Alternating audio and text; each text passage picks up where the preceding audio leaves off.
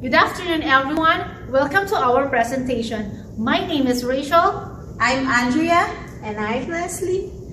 And today, with my colleagues, we will discuss the alarming rates of type 2 diabetes mellitus among people on reserves. First Nations on reserves face diabetes rates up to 5 times higher than the Canadian population. Our goal is to understand why this is happening and to explore possible solutions.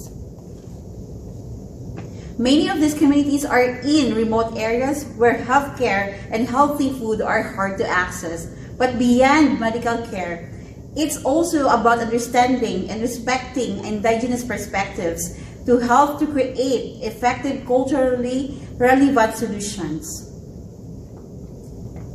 To understand these needs better, we conducted surveys, focus groups, and interviews with healthcare providers. Today, we'll share insights on the gaps in care and how we can improve diabetes management through culturally sensitive approaches. Now let's begin by explaining why we choose the community for our assessment. We have chosen Indigenous people in Canada living on reserves with type 2 diabetes mellitus because this group faces significant health disparities, particularly in relation to diabetes management and healthcare access. Indigenous communities are marginalized and experience a higher burden of chronic diseases like type 2 diabetes mellitus. According to the Government of Canada 2021, the incidence of type 2 diabetes mellitus among First Nations is 3 to 5 times higher than the general Canadian population. Despite this, the Indigenous communities, especially those on reserves, face systemic barriers to accessing equitable healthcare, including limited access to primary care and diabetes-related treatments. These communities' healthcare challenges offer an opportunity for community health nurses to address disparities in care delivery, improve health outcomes, and promote better management of type 2 diabetes mellitus. Now let's go to statistics. The Indigenous people living on reserves in Canada diagnosed with type 2 diabetes mellitus are vulnerable due to socioeconomic marginalization, geographical isolation, and healthcare inequities. Indigenous communities are primarily located in rural and remote areas, including provinces like British Columbia, Manitoba, Saskatchewan, Ontario, and the Northern Territories. The rate of type 2 diabetes mellitus in Indigenous communities is 3 to 5 times higher than in general Canadian population.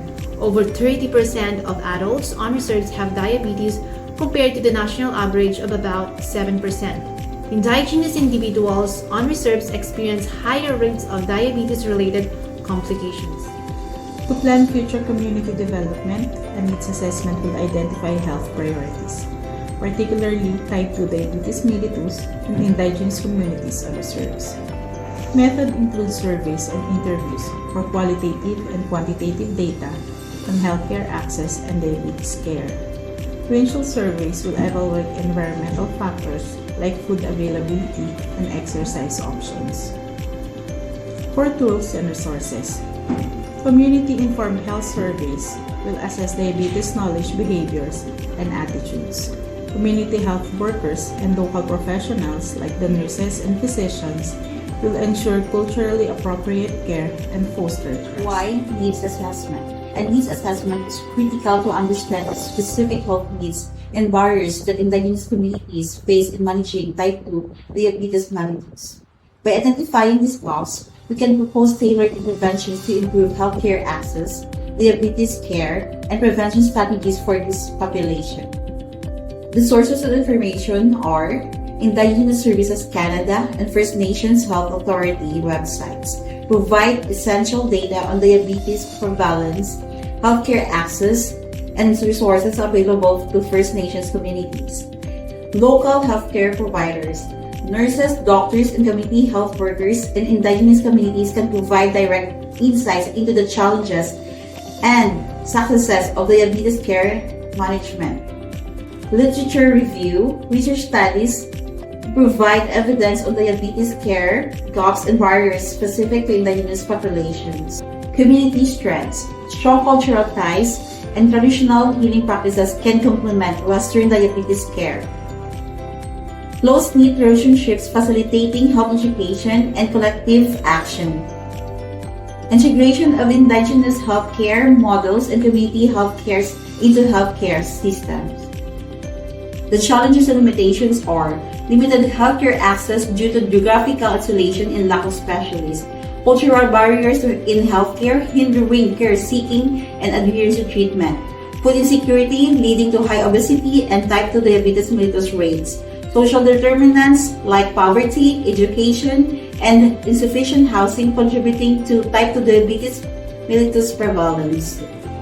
The challenges and limitations are capacity building strategies, education and training for community health workers on culturally competent diabetes care, collaboration with traditional healers to integrate traditional and Western medical approaches, infrastructure development such as mobile clinics and telehealth services to expand healthcare access.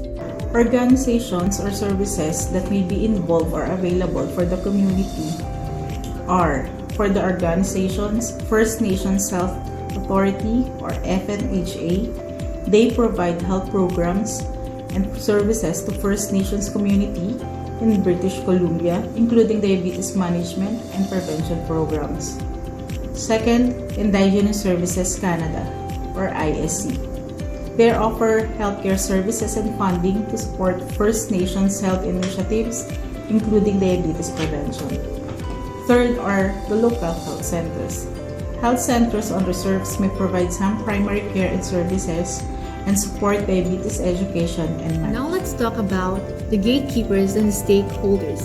The gatekeepers are the band council leaders, the traditional healers, and the community health workers, while the stakeholders are the community health nurse, the local health providers, and the government agencies, organizations like the First Nation Health Authority and Indigenous Service Canada.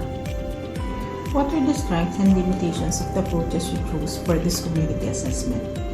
For the strength, need assessments and surveys are structured and can provide a clear understanding of health needs and challenges. Windshield surveys are valuable for observing community infrastructure, which can impact diabetes care, like food access and exercise facilities.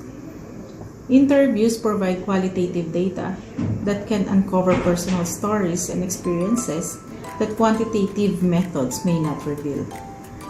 For the limitations, surveys and needs assessment may have limited participation due to mistrust of external researchers or healthcare providers. Some community members may be hesitant to share their personal health information due to cultural or privacy concerns. Advocacy considerations. Advocacy efforts should aim to improve access to healthcare resources, culturally competent care, and public health policies that address the social determinants of health for Indigenous populations. Nurses should advocate for increased funding and resources to address the higher rates of diabetes in Indigenous communities. Ethical considerations. Cultural sensitivity is essential to respect Indigenous cultural practices and beliefs when planning health interventions. Informed consent. Ensuring that participants understand the purpose of assessments and have the freedom to choose whether or not to participate. Confidentiality. Protecting the privacy of community members' health data and ensuring that any information gathered is kept confidential.